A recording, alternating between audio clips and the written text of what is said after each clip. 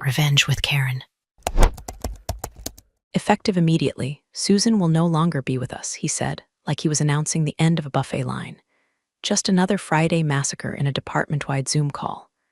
I was mid-sip of lukewarm coffee when the audio hit. I didn't even look up. Didn't need to. I knew that voice, smug, nasal, with a sprinkle of Ivy League frat stink. The new CFO, Derek, fresh from torpedoing some startup in San Francisco and now somehow in charge of operational finances at Stratwell Systems.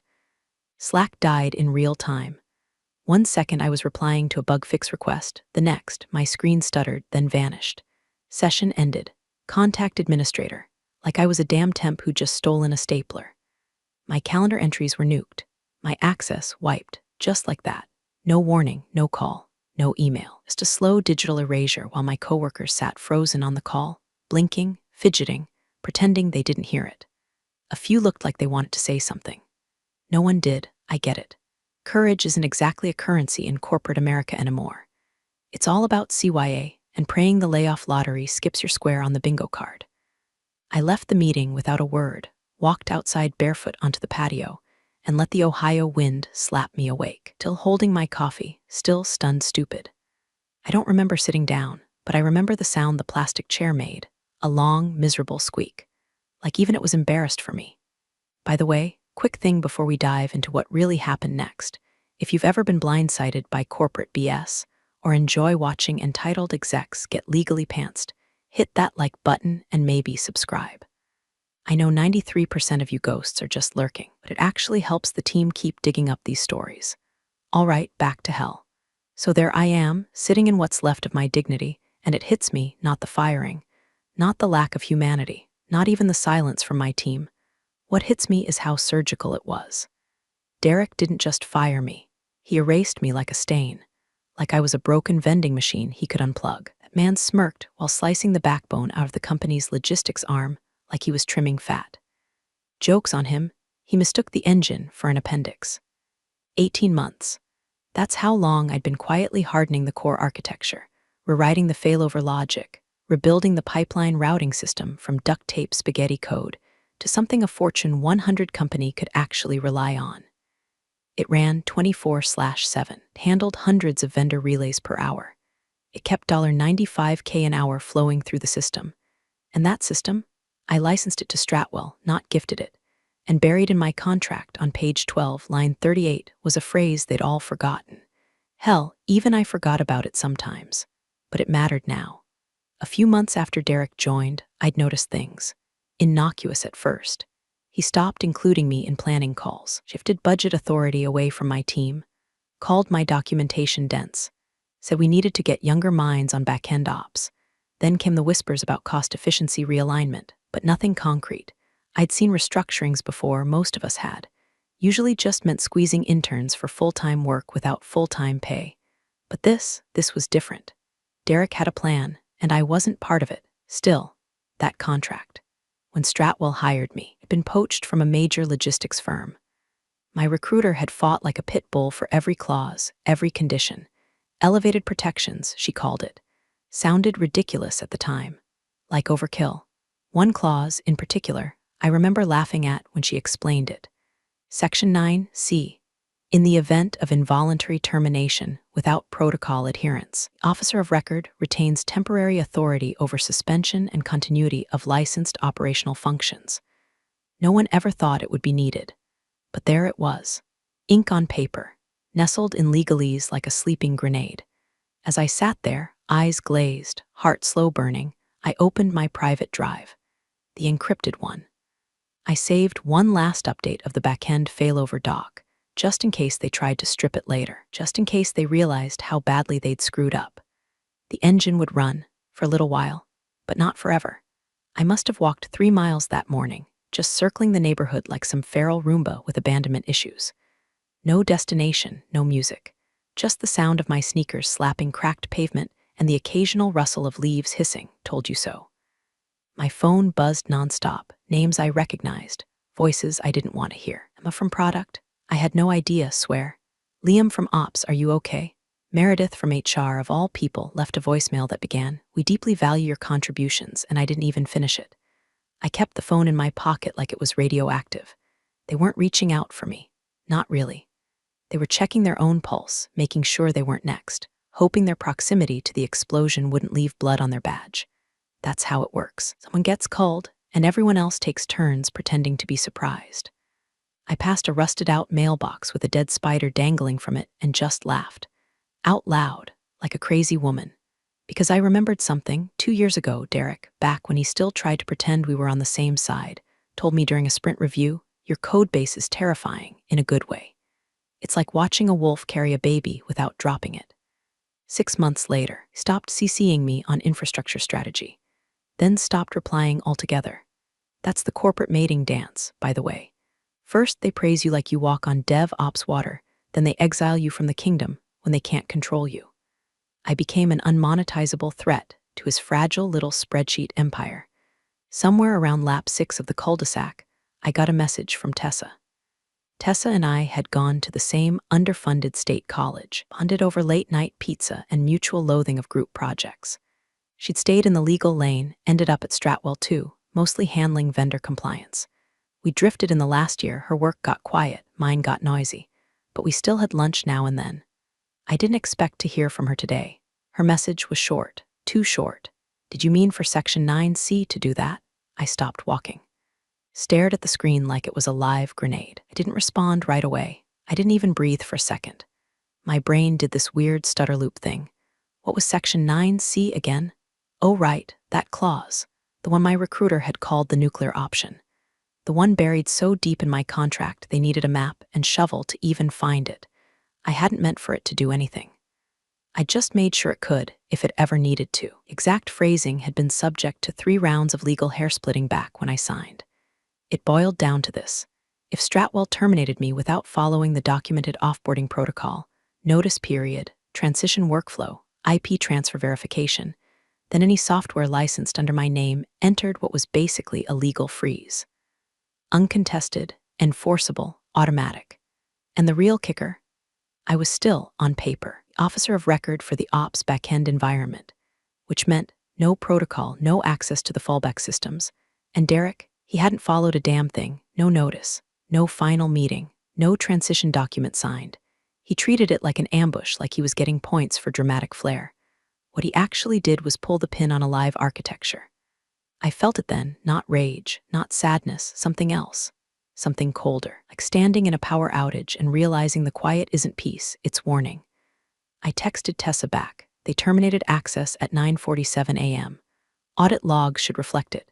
2 minutes later, confirmed. Ops environment fallback now restricted. Failovers already cracking.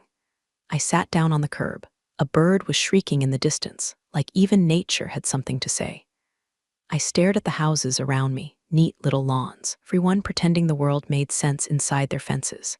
And I realized Derek hadn't just fired me. He'd pulled the wrong wire in a live circuit and was about to find out that corporate revenge doesn't come in screaming emails or angry glass-breaking speeches. Sometimes it comes in the form of a clause, silently waiting, just doing exactly what it was built to do. At 11:08 p.m., my phone buzzed once. By 11:11, it sounded like it was dying of a seizure. Ping, ping, ping, ping, ping. The kind of sound you get when a server's crying for help but no one's listening, or worse, the people listening don't speak its language. I flipped it over with one finger. There they were, ops alerts. One after another. Automation failure. Vendor sync timeout escalation triggered. Reroute 02 rejected service down. Node S4 not responding unhandled exception. Invalid token access legacy, env each one hitting like a drum roll on a coffin lid. And me, I just stared. Calm, detached, like watching a train derail on mute. The notifications kept stacking. I didn't open a single one. You have to understand something. I didn't want this. Not really. Didn't build the backend to collapse.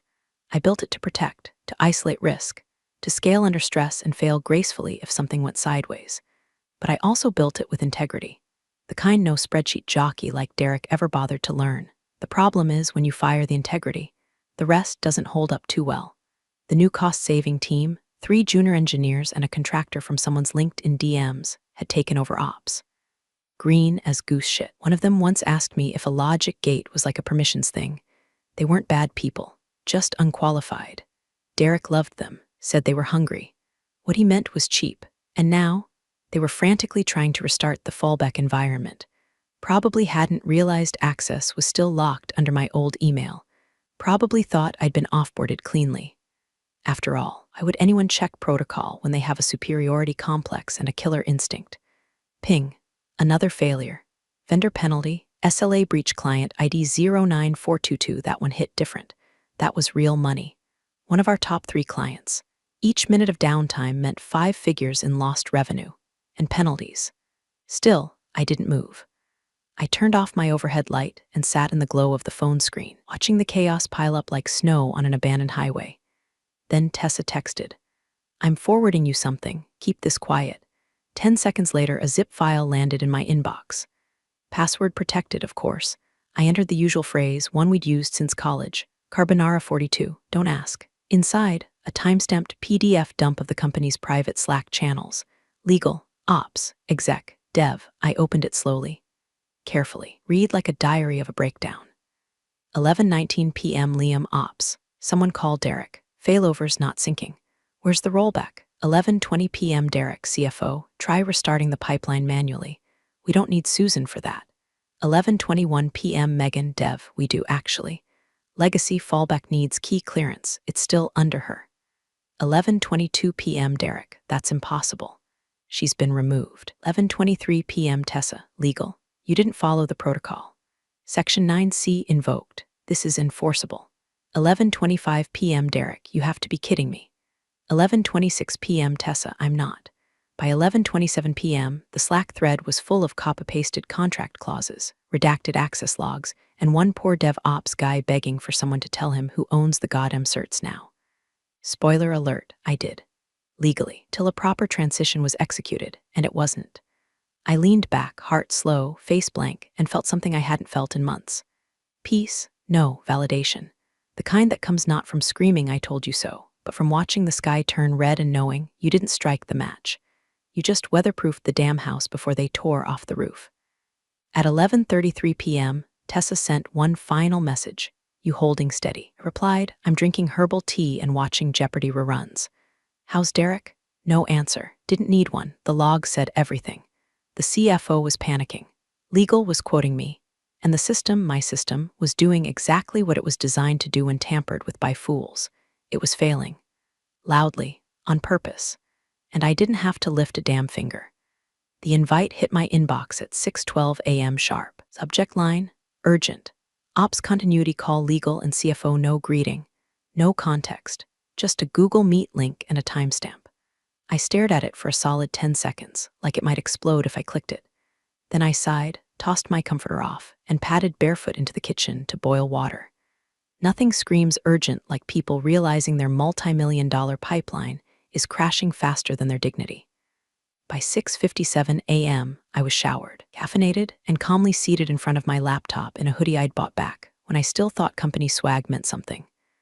The mug beside me read, World's Okayest Engineer, which felt spiritually appropriate. I waited until 7:00 a.m. on the dot to click in. And there they were. Derek, looking like he hadn't slept, eyes glassy, tie crooked, shirt wrinkled like he'd been wrestling compliance paperwork all night and lost. Tessa, looking freshly blow-dried and emotionally armored in her usual poker face. Some junior associate from legal, eyes darting around like he wanted to disappear into his keyboard.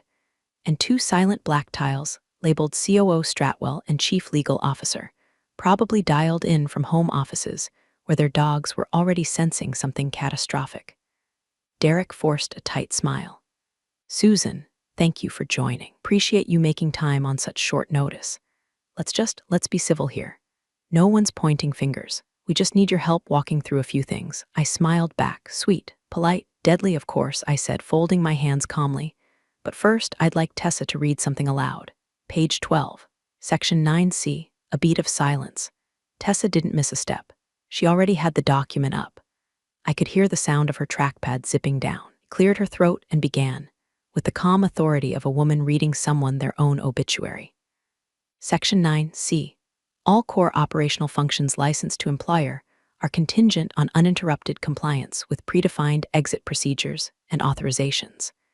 In the event of a violation or oversight of said procedures, the officer of record retains all suspension rights and fallback control access until protocol completion is verified. Silence. The sound of Derek exhaling so slowly it felt like he was deflating. He didn't speak, just started gently massaging his temples with his thumb and index finger, like maybe, if he pressed hard enough, he could block out what he'd just heard. Tessa looked up from the screen and added, not unkindly, "It's a standard clause for Susan's level and the nature of her architecture work." The junior legal guy blinked like he'd just learned gravity was optional. I thought that clause was purely symbolic. I raised an eyebrow. Symbolic? It's literally the only reason your fallback environment didn't hand off to an unverified node and cause a full cross-vendor breach. Derek looked like he wanted to argue but couldn't find the oxygen. So I continued, keeping my voice sugar-coated and professional. "What would you like to walk through exactly?" The COO's voice suddenly cut in, deep, curt, no patience for theater. "We bypassed the offboarding authorization workflow." Another beat. Derek didn't respond. Tessa, bless her, kept things moving. "Access logs show Susan's credentials were revoked at 9:47 a.m. yesterday. No protocol forms were filed. No confirmation from her as officer of record. No transition documentation logged. So yes." The COO let out a single word, Jesus. Then legal piped in, old school counsel, not the twitchy junior. "Susan said carefully, would you consider temporarily reinstating access to the fallback nodes in the interest of protecting company assets and client SLAs?" I leaned back slightly. Just enough to let the silence stretch. Just enough to let them feel it. "I would," I said. "But unfortunately, without adherence to the termination protocol, doing so would violate the terms of my licensing agreement. You understand?" "Susan," Derek tried, finally speaking. I cut him off, still smiling. "You remember when you called me redundant? Turns out the pipeline disagrees." The junior legal guy mumbled something about timestamps. I pointed my cursor toward the shared document. "Check the logs. I backed up the final architecture revision at 9:44 a.m. You terminated me 3 minutes later. Anything built after that is structurally unsound." Tessa added, "and legally unusable without her sign-off." Derek's camera glitched. Or maybe he just froze. His mouth hung open slightly, as if searching for new reality to live in, one where consequences weren't a thing. I didn't flinch, didn't gloat. I just kept my voice calm, cool, precise, because this wasn't about revenge. It was about reminders. That just because someone doesn't shout doesn't mean they're not holding the detonator. And I had written the detonation clause. The COO's square lit up fully now, video on, tie slightly askew, jaw clenched like he'd bitten down on a lemon and didn't want anyone to see his mouth pucker. No more passive listening. No more ghosting behind muted tiles. This man was here to fix something, and you could tell by the twitch in his eyelid that he already knew what was broken. He leaned into his camera like he could physically intimidate bandwidth. "Let's make this simple. Did we bypass the authorization workflow on Susan's termination?" For a moment, it was dead silent. A single word came through the speaker like it had been soaked in molasses. Yes, no excuse, no legal tap dance, just that one word, followed by the kind of collective silence you only hear in church right after someone screams. The junior from legal tried to step in, voice cracking like he'd swallowed a pine cone. In fairness, there may be some ambiguity regarding the procedural steps, and I didn't even look at him when I cut in. "Check the timestamps." That shut him up. I saw Tessa bite the inside of her cheek to hide a smile. She knew what those words meant. Everyone on the call did. In the world of systems architecture, timestamps are gospel. You can't argue with a digital audit trail. You can't gaslight server logs. They don't bend and they never lie. I turned my camera on, full screen. No blur, no filter, just me. Hair pulled back, hoodie zipped up, and eyes that said, "You lit the match, Derek. Just lock the exits." "Let me be clear," I said. "You do not have legal access to the fallback environment." The COO blinked. "You're saying we're operating without control access?" I nodded once, correct, because I'm still the certifying officer for core systems continuity. That designation was never revoked. Not officially. Not procedurally. Which means, per Section 9C, any activation of the fallback without my sign-off is a breach of my licensing clause. Beat, then chaos. Derek began talking over someone from legal who was already talking over Tessa, who tried to cut in and got drowned out by the junior associate muttering something about constructive ambiguity and bad faith, and potentially interpretable.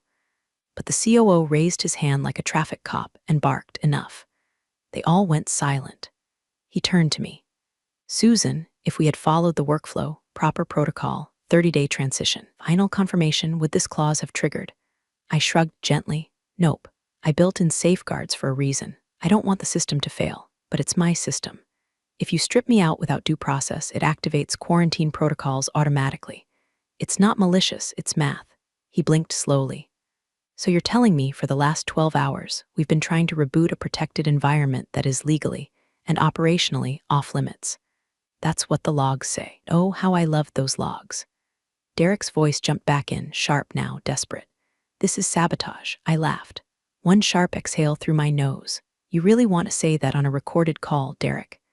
After bypassing termination protocol, revoking access before a transition, and triggering Clause 9C on a live production system, the chief legal officer finally spoke. His voice was low, grave, had the weight of someone who'd just seen a litigation asteroid enter the atmosphere. Derek, he said slowly, Susan's clause is binding. She's right. We're exposed. Exposed. That was the word. The kind that drains color from execs' faces and makes boardrooms sweat through silk. I leaned in slightly, no threat in my tone, just cold, neutral power.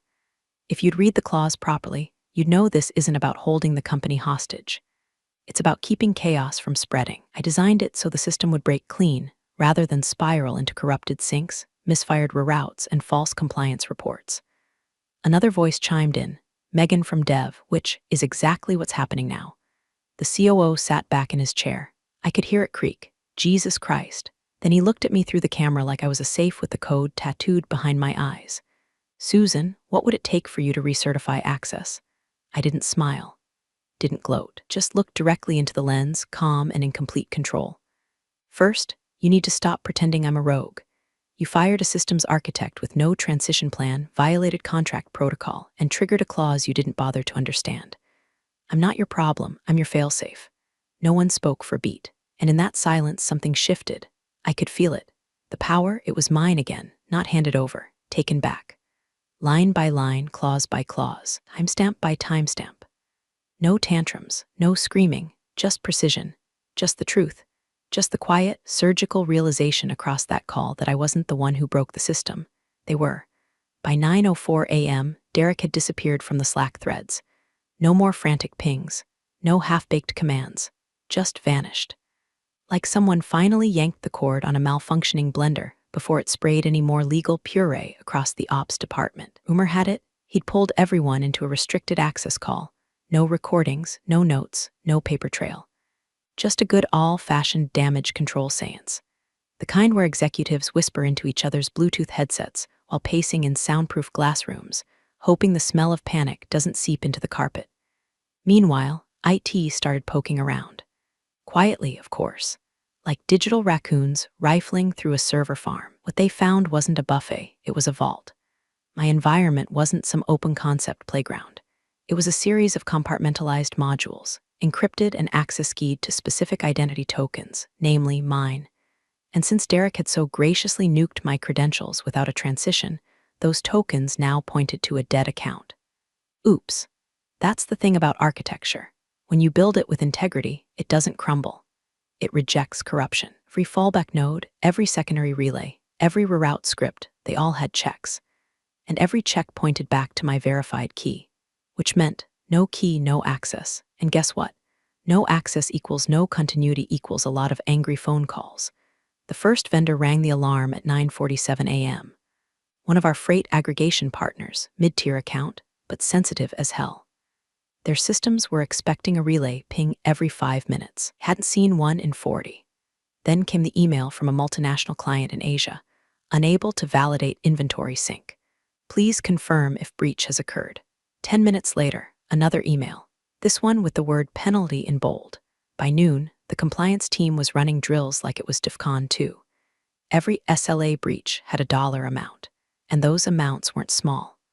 Penalty clauses had been built into every enterprise contract, as high as $10K per hour of service interruption.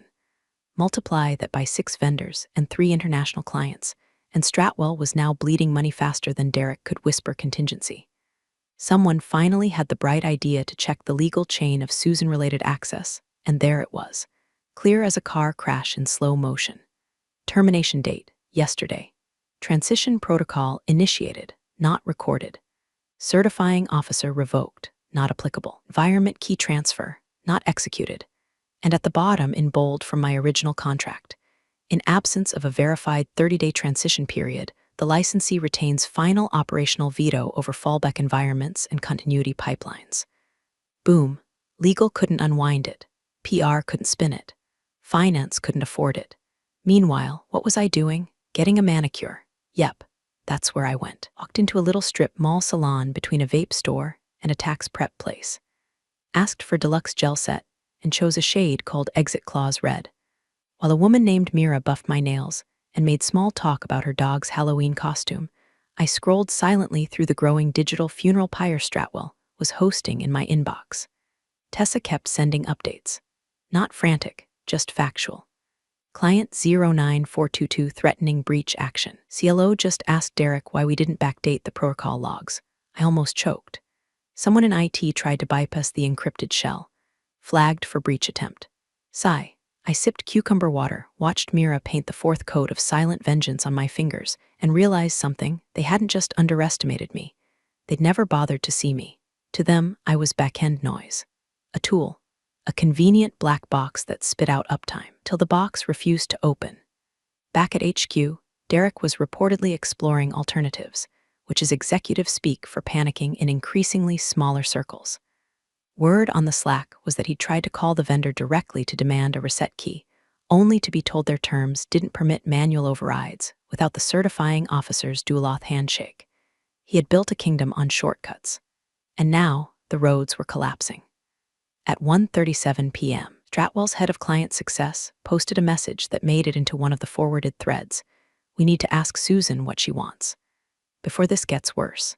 Too late, it was already worse. They just hadn't hit bottom yet. And me? I was already halfway home, hands still drying under a cheap UV lamp, grinning like someone who wrote the ending of the story before anyone else knew they were in one. The offer came via encrypted email at 4:12 p.m. No subject line, no salutation. Just a PDF with the file name proposal confidential KMPDF. Tessa texted a minute later, read it, then call me. I opened the file while sitting on my porch with a glass of Pinot and a blanket over my legs, like some villain in early retirement. Wind chimes played something lazy and out of tune in the background. Fitting. The PDF was exactly what I expected, and exactly what they thought would buy my silence. Full severance per original contract. 3 months discretionary pay in recognition of contributions. Letter of recommendation from SVP of Engineering. Mutual NDA effective immediately upon signature. Access keys to be restored upon sign-off of exit documents. They called it a good faith exit agreement. I called it what it was, hush money with lipstick. I waited until sunset. Let them sweat. Then I called Tessa. You see it, she asked, skipping the pleasantries. Oh, I saw it. And I took a sip of wine. I want my job back. Silence. Susan, she said cautiously, are you sure? I mean, after everything, same role, I said, same scope. But I picked my new supervisor. Tessa didn't laugh. She just exhaled like she'd expected this and was bracing for the second half. And I want a written apology, I added, from Derek, personally. Not boilerplate, not we regret the confusion. I want it in ink. How she laughed. You want to make him say it? No, I said, smiling into the glass, I want to make him sign it. She paused again, then said, I'll take it to the board. But you should know they're scared. This is different now. How so? Her voice dropped. Legal's calling this surgical. Your clause triggered perfectly. Your logs are airtight. The clients are furious, but they're not blaming you. They're blaming us. Derek's handling of this is being called reckless procedural negligence. I swirled the last inch of wine in the glass. Tell the board, I said, if they want the bleeding to stop, they don't need my silence. What do they need? They need my return. An hour later, a different message came in, this one from the board liaison herself. Not a legal flunky, not a PR ghostwriter, her. Subject line, proposal reintegration terms short and surgical. Just like I liked it, they were willing to reinstate me. Well, operational authority reinstated. New reporting line under the COO, not Derek. Public-facing explanation, reinstated under strategic review. And the apology, attached as a scan document, signed in blue ink. To Miss Susan Mayers, I acknowledge the failure in adhering to due process regarding your separation from Stratwell Systems. Your role and contribution were instrumental to our success. and I deeply regret the mishandling of your transition. Derek Wensley, CFO Tessa, sent one final message after that. He threw a chair in the green room after signing it. Just FYI, I didn't respond. I didn't need to, because by that point I wasn't angry anymore. Anger is messy. It consumes you, makes you reactive. But strategy is clean. It's math with intent. They thought they'd cut me out like dead weight, but I was the engine. And now they needed me not just to stop the bleeding, to remind everyone how the arteries were laid out in the first place. Let them offer hush money to someone else. I wasn't the whisper in a corner type. I'd taken their system apart without raising my voice. And now I was walking back in with the scalpel. The meeting invite came with the kind of gravity usually reserved for funerals and SEC investigations. Subject: Emergency Governance Session, Board plus External Counsel date. ASAP. Attendance mandatory. It was one of those calendar blocks that didn't ask, it commanded. Even the usual exec flex of joining late or delegate instead had been stripped from the options. Everyone needed to be there, especially me. So I picked the most inconvenient, unbothered setting possible, a public park. No ring light, no bookshelf in the background with curated leadership books. Just me, a bench, a half-sweaty iced tea from a gas station, the hum of cicadas scoring the slow, inevitable implosion of Derek Wensley. I joined the call 3 minutes early, just to make sure they saw me calm, casual, positioned under a tree like I was about to discuss gardening, not corporate decapitation. The Zoom grid lit up one by one. The board chair, 2 outside legal reps from some firm with a name like a law firm and a brand of bourbon, McAllister and Crow. Stratwell's chief risk officer. Koo. And eventually Derek. He looked like sour milk in a suit. Hair uncombed, shirt rumpled, tie clinging to his neck like it was trying to escape. No smug grin, no passive-aggressive posturing. Just pale, clammy silence. The board chair began with the tone of someone who's been reading too many zeros on the wrong end of an Excel sheet. Miss Mayers, thank you for joining on short notice. I nodded once. Of course. He didn't bother with small talk. You confirmed that you were terminated without adherence to standard protocol. I pulled my phone out, tapped the screen, and held it up. Yes, and here's the audit log of the trigger event. Credential revocation at 9:47 a.m., 1 minute before final backup procedures were scheduled. No transition plan filed. No formal sign-off. I watched them read it. Watched the CFO's thumbnail-sized square shift uncomfortably in his box. I continued. 10 minutes after that trigger, the primary vendor pipeline began cascading failure. Loss escalated to breach of SLA with 3 separate international clients by hour 2. No one interrupted me. They knew better now. The chair turned his head slightly, just enough to look at Derek without saying his name. Do you know how many clawback clauses that activates? Derek didn't even look up. He just nodded, slowly, like a child who finally understands he did. In fact, break the TV with the Wii controller. One of the external counsels leaned in, square-jawed, polished, the kind of guy who probably says value proposition in bed. Miss Mayers, would you be willing to confirm that your access was revoked unilaterally prior to protocol completion? Yes, I said, and I've already sent over the IP logs and timeline to your office. The counsel nodded. No further questions. The risk officer spoke up next, tapping the side of her stylized tortoiseshell glasses like she was hoping they'd give her better news. We're modeling losses in the low 7 figures, depending on how fast the fallback gets reauthorized. But if we factor in client attrition, it could double. The board chair didn't flinch. We won't lose those clients, not if we show them who really runs the ops engine. Then, finally, for the first time, he looked directly at Derek. I've reviewed the employment contract myself, ignored Section 9C. You bypassed all required exit protocol. You unilaterally revoked access from the officer of record on a live environment. Derek blinked like the air around him had gotten thicker. Do you have anything to say? Derek opened his mouth and then closed it. Nothing came out, not a denial, not a defense. Just a slow, pathetic shrug, like he was too exhausted to even pretend anymore. I stirred the ice in my drink with the straw, watching him like I was observing some slow-motion wildlife documentary. The predator, now wounded, dethroned, no roar left. The COO's voice cut in, flat, sharp. He's compromised the board's credibility. The chair nodded.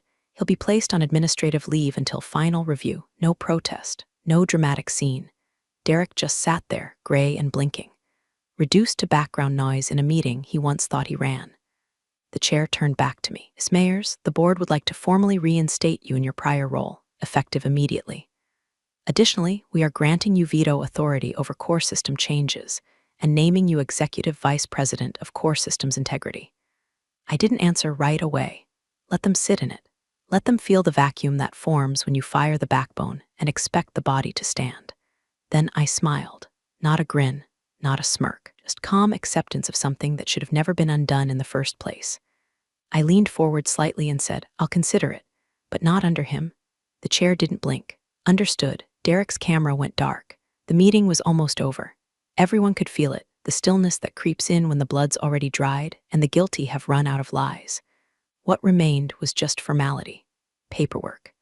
The final snap of a latch on a coffin someone else built for themselves. General Counsel, an older woman named Diane with courtroom eyes and a voice like she used to teach nuns how to cross-examine, leaned toward her mic. No theatrics, no preamble. Just one line, read with the quiet precision of a scalpel slicing open denial. Per Miss Mayer's contract, Section 9C, Line 7, termination without protocol invokes unilateral suspension, rights by the officer of record. She paused, then looked directly at Derek. No one else did. They didn't need to. Every square on the call had the same unspoken expression. That's it. It's over. Derek cleared his throat, half-heartedly lifting a hand like maybe he had one last card up his sleeve. I think we're taking that clause out of context, and if I can just, the board chair didn't even look up. He simply raised a single hand, palm out, and said, We're done here. That was it. 5 words. And in those 5 words, years of ego, arrogance, spreadsheet logic crumbled like wet drywall. There was a quiet rustling as someone from HR muted Derek's square.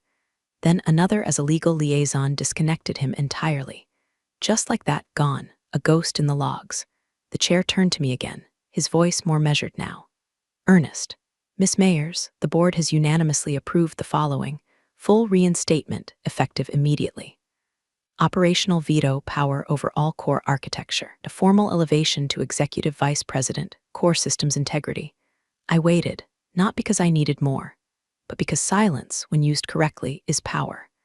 I let the statement hang in the air long enough for every person on that call to remember why they were offering it. Not out of goodwill, not out of generosity, but because they had no other option. Finally, I leaned forward just slightly, still seated on the same park bench, still sipping my now half-melted iced tea. Still calm. I'll consider it, I said, but not under him, and the beauty of it, no one pushed back. Not a single voice defended him. Not a single, but we'll talk about that later. Just a quiet understanding. They knew. The house had been on fire for 24 hours, and Derek had been the one flicking matches like it was his birthday. They nodded, one by one. No pomp, no applause, just the quiet machinery of consequence, finally doing what it was built to do. When the call ended, I didn't jump up or fist pump or cry. I just sat there under the same tree, listening to the wind in the leaves and the faint rustle of a squirrel digging for something it may or may not have buried months ago. I pulled my phone out one more time and reread the line in my contract, the one no one had paid attention to. The one they'd glossed over during onboarding, one Derek had laughed at when he first found it and called overly cautious language. Termination without protocol invokes unilateral suspension, rights by the officer of record. They thought it was legal fluff. I knew it was a fuse. They thought I was an asset until they tried to delete me like a calendar invite. But I wasn't an asset. I was infrastructure. And infrastructure, when properly architected, doesn't scream, doesn't throw tantrums, simply waits for misuse, and then holds the receipts. I stood up, tossed the empty iced tea into the trash, and started walking. Not because I was running from anything, but because, for the first time in years, I knew exactly where I was going and why no one could ever move me without checking the clause first. And as I walked, I smiled, not because I'd won, but because I never forgot what they thought they could erase. Thanks for joining the fun, you office survivors. Subscribe for more switch-flicking drama. Let's make your former coworkers sweat.